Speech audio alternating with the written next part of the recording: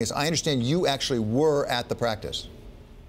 Yes, sir. As a matter of fact, right now I'm on a street outside the ball field, about 200 yards from where the shooting took place, and I'm looking at car windows that were busted out. So the fire apparently went a pretty good distance. As far as you know or can tell, they actually were broken because of gunshots? I don't know if it was, I assume it was from a gunshot. It looks like the window was busted out, and I've got people around me, so it's a little bit difficult to hear, so please. Yeah, okay, so loudly. I'll try to speak up. Thank you, sir. We may be actually be seeing you because we have a live shot actually outside the park where you are, somewhere near at least where you are. So take us through exactly what you saw and what you heard at the time of the shooting. Well, normally during batting practice, I'm in left field. For some reason, decided to come out of left field a little bit early, and that was a blessing because when I got to home plate, I picked up some bats to warm up. I was on the third base side of home plate, and then I hear this loud bam behind me, and I turn around and I see a gun barrel at the fence line. It's a chain link fence behind the third base dugout, which is cinder block, so there's some protection there. About the time I hear that gunshot, I also hear Steve Scalise scream something. I'm not sure if it was "I'm shot" or a scream of pain or what. Simultaneously, I hear more gunshots, and I see the rifle. I see the shooter, and it occurs to me if he shifts his aim about 20, 30 degrees to the right, his right, I'm the next closest target. So I immediately ran around the batting cage. I don't know if you're familiar with batting cages around home plate when you take batting practice, but it's sure. Fencing on top to catch fly balls, and then there was about 4 foot of blue plastic, and I hit the dirt behind that blue plastic along with 2 or 3 other people who were there. It's such a blur, I don't remember if they were congressmen or not. While all this is going on, the gunfire is nonstop from the rifle. It occurs to me that I'm not in the best of position, that he could easily go around the third base dugout and he could pick us off from about 15 feet away. At this point, there's still no return gunfire from our Capitol Police. And so I don't know if we collectively or individual made the decision, but we ran to the dugout, the first base dugout, which is cinder block, and it's recessed about a foot or two. And we dove into the dugout. Some of our folks suffered bruises and contusions, scrapes from diving into the concrete dugout. I scramble over everybody to the far right field side of the dugout in case there's a chance to escape out of the dugout, and then notice that one of our staffers is bleeding from his leg. So he said he's okay. I said, no, you've been shot. You're not okay. So I pulled off the belt, and myself and another one individual, I don't remember who it was, put on a tourniquet using that belt to help stem the bleeding from his calf muscle.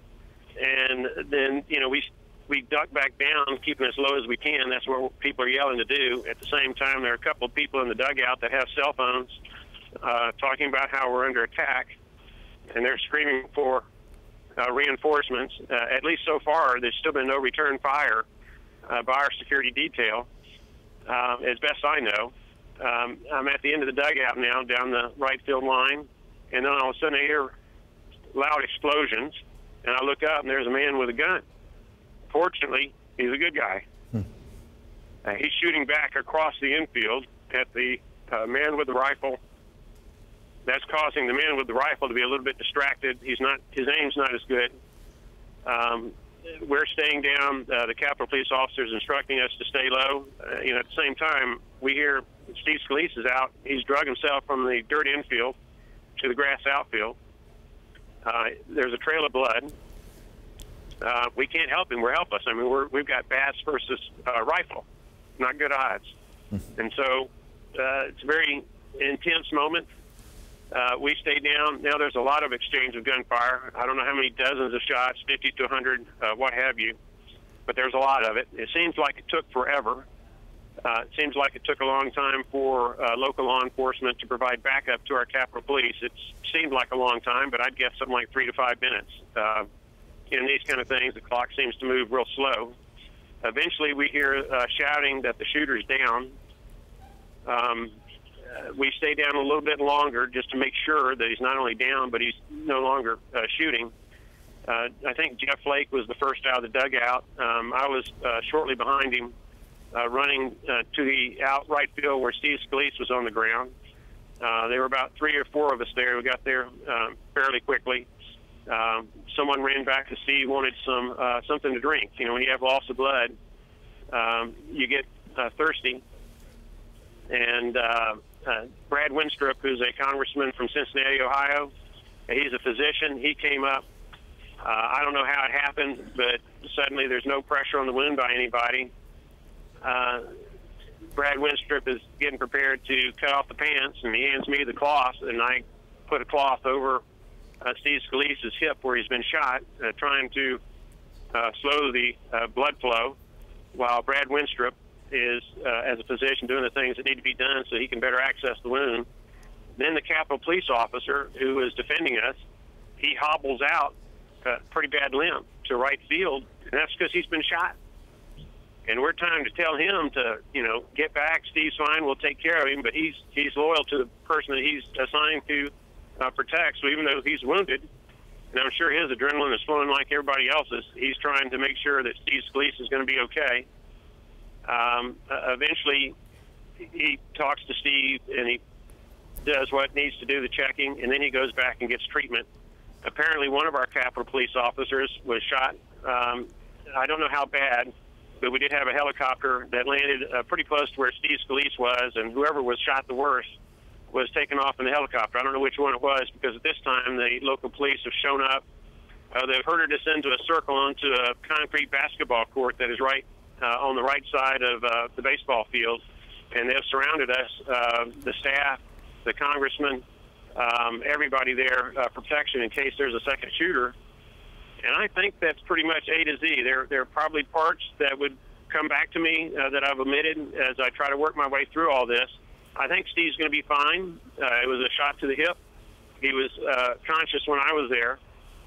Certainly the staffer who was shot in the calf, I saw him carted off on a stretcher. He still had my belt around his leg to help reduce the blood flow. So I hope that helped him.